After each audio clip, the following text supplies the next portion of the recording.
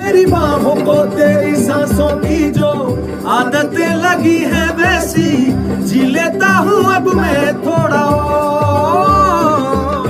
मेरे दिल की रेत पे आंखों की जो बड़े परछाई तेरी पी लेता हूँ तब मैं थोड़ा और।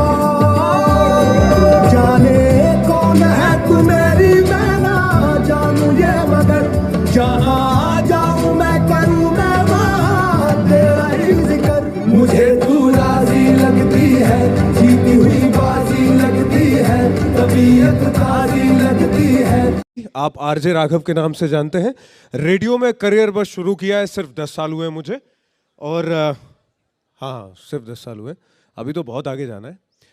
मेरे घर में हम 4 लोग, मम्मी पापा दीदी और मैं। एक दिन आज के 10 साल पहले चलते हैं। सो एक दिन पता चलता है हमें ग्वालियर में, जब हम किराए पर रह रहे थे, कि मेरे फादर मिसिंग हैं। मतलब उनका कुछ पता नहीं चल रहा है, फ़ोन नहीं लग रहा है, कुछ भी पता नहीं चल रहा है। मिडिल क्लास फैमिली में क्या होता है, जब फादर गायब होते हैं ना, तो आप 80% चीज़ें आपको पता ही नहीं होती। बीमा है कि नहीं है, पैसे हैं कि नहीं है, किससे उधारी लेनी है, कुछ पता नहीं होता। फिर आपको सिर्फ कुछ रास्ते ही नज़र आते हैं। तो वैसे ही हमारे साथ हुआ। सर्चिंग चालू हुई फादर की, लेकिन कुछ पता नहीं चला। हम लोग जिस आश्रम से जुड़े हुए थे वहाँ पे भी बताया, वहाँ भी सर्चिंग चालू हुई, कुछ पता नहीं चला। सो बैक टू पवेलियन घर बैठे, और मैं, दीदी और मम्मी। तब हमारे अकाउंट्स भी नहीं थे। 10 साल पहले की बात कर रहा हूँ मैं। काश तब जनधन योजना चली होती, नहीं तब कम से कम अकाउंट तो खुल जाते। नहीं थे। हमारे पूरे घर में जब हमने सारे रुपए इकट्ठे किए थे तो सिर्फ 2000 थे। तो ग्वालियर शहर में जहाँ हम किराए से रह रहे हैं, 3 महीने का किराया देना बाकी है। आप छोटी सी जगह पे काम कर रहे हैं और आपके पूरे घर में सिर्फ 2000 रुपए हैं। अब आप सोच लो कि आपके पास रास्ते क्या हैं। अगर मेरी दीदी की एजुकेशन पे थोड़ा और अच्छा फोकस किया हुआ होता घर में, तो शायद कुछ अच्छे सिचुएशन में होते, लेकिन नहीं हो पाए। ऐसे कहने में तो बड़ा सिंपल लगता है कि यार मन हो रहा तो सुसाइड कर लें। आपको शायद थोड़ा मजाक भी लगेगा, ऐसे ही बोल रहे हैं, आरजे कभी ऐसा सोचते हैं क्या? लेकिन आप यकीन मानो, ये बात उतनी ही सच है जितना आप और मैं सामने खड़े हैं। उस वक्त मेरे पास सिर्फ 2 रास्ते थे। मेरे पास सिर्फ ट्रक के सामने आओ, या फिर ट्रेन के ट्रैक पे आओ। और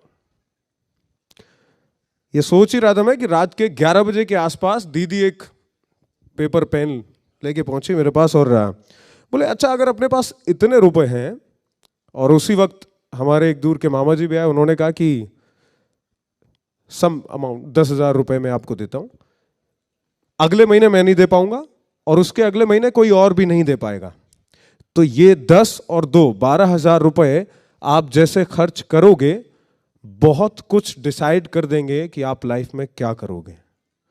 सबसे पहले हमने मकान मालिक का काम निपटाया। और ऐसा भी होता है कि जब आप मुसीबत में होते हैं ना, तो ऊपर वाला और थोड़ा टफ टेस्ट लेता है और थोड़ी मुसीबतें लेता है। मकान मालिक ने 3 महीने का बिजली बिल एक्स्ट्रा जोड़ दिया था। आपके यहाँ कैसको जोड़ देता है, हमारे यहाँ मकान मालिक ने जोड़ दिया था। तो उससे जैसे तैसे हम आगे बढ़े। वैसे आप मरने वाली बात भूल गए ना? हाँ, ऐसे ही मैं भूल गया था जब दीदी ने वो हिसाब जुड़ाया ना, बिल्कुल ऐसे ही मैं मरने वाली बात भूल गया।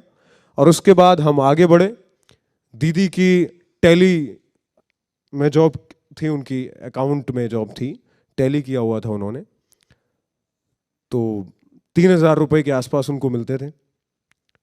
मुझे थोड़े कम मिलते थे और उससे भी ज्यादा वो काट लिया करते थे लेट आने पे। तो काम करते रहे। थोड़े दिन के बाद मुझे एक ऑफर आया, रेडियो में ही था मैं, और मुझे एक और रेडियो का ऑफर आया जो मैंने एक्सेप्ट किया और मैं पहुंचा रायपुर। छत्तीसगढ़ की कैपिटल है, आप जानते होंगे खूब। सो वहाँ पे मैंने काम करना शुरू किया। फर्स्ट ईयर मुझे इवनिंग शो होस्ट करने को कहा गया था। फर्स्ट ईयर मैंने best evening jock gold award जीता फर्स्ट ईयर में। मुझे ज्यादा से ज्यादा ह्यूमर पर फोकस करना था, फनी चीजों पर, फनी स्टोरीज लानी थी। मेरे बॉस, दो बातें जो मुझे याद हैं उस पहली साल की, वो ये है कि एक ये कहा था किसी ने कि अगर जिसकी नज़र रणवीर सिंह पे पड़ी, अगर एनर्जी के मामले में तुम पे पड़ती तो शायद तुम भी कहीं होते। दूसरी, मेरे बॉस ने कहा था कि जिस सिचुएशन में वो इवनिंग शो और थोड़ा फनी कंटेंट ला रहा है वो कमाल है।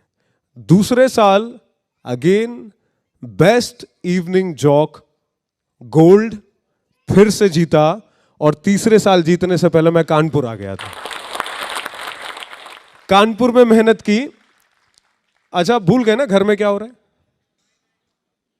ऐसे ही मैं भूल गया था, क्योंकि बिल्कुल जो सपोर्ट मिल रहा था ना घर से मुझे, पापा नहीं है, मम्मी की तबीयत खराब, दीदी अकेली मैनेज कर रही है, तो वो दीदी ने ना एक बैरियर सा लगा दिया कि आपको घर की कोई भी प्रॉब्लम पता ही नहीं चलेगी, आप बस काम पे फोकस करो और करते जाओ। तो वही हुआ, अपन करते गए। कानपुर में लगभग 4 साल हुए हैं और 4.5 साल हुए। अभी जस्ट 6 महीने पहले हमारी फैमिली के पास घर नहीं था, हमारे पास तो 2,000 रुपए थे। हमने अपना नया घर खरीदा है। आपको पता है, दीदी ने ये सब जो सपोर्ट किया मुझे, बिना सोशल मीडिया पर कोई भी ज्ञान दिए। आज तक उसने एक लाइन नहीं लिखी है सोशल मीडिया पर ज्ञान वाली, आपको ये करना चाहिए या ये करना चाहिए या ऐसा होना चाहिए। लंबे लंबे स्टेटस लिखते हैं ना लोग, उसने कभी कुछ नहीं लिखा। उसने जो लिखना था वो किया, जो एक्चुअली करना था वो किया, सपोर्ट किया मुझे कि मैं घर की प्रॉब्लम को बिल्कुल नजरअंदाज कर दूं। So thank you so much मेरी दीदी के लिए, मैं यहां से कहूंगा, और आप अगर तालियां बजा दें तो बड़ा अच्छा लगेगा। दो ही बातें लाइफ में इंपॉर्टेंट हैं, पहला है कर्मा और दूसरी है फैमिली। अगर आप फैमिली की रिस्पेक्ट करते हैं, फैमिली के साथ रहते हैं, बड़ी अच्छी बात है। और कर्मा, बातें करने से कुछ नहीं होगा, काम करने से होगा। सो फोकस कर लो और काम करो। Thank you so much. My name is Raghav. Radio में सिर्फ 10 साल हुए, अभी तो बहुत से झंडे गाड़ना बाकी।